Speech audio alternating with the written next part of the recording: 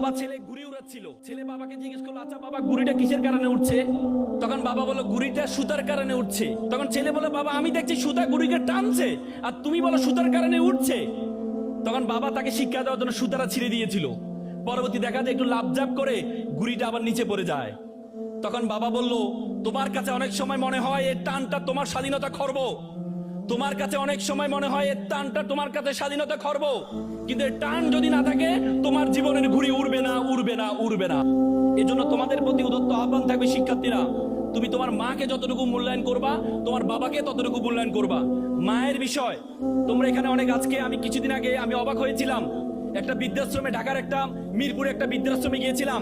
সে বৃদ্ধাশ্রমে দেয়ালে বড় করে লেখা আছে, বড় করে লিখেছে, একটা মা লিখেছে যে, বাবা এবার ঈদে তোর বাড়িতে আমাকে একটু নিবি, বাবা এবার ঈদে তোর বাড়িতে আমাকে একটু নিবি।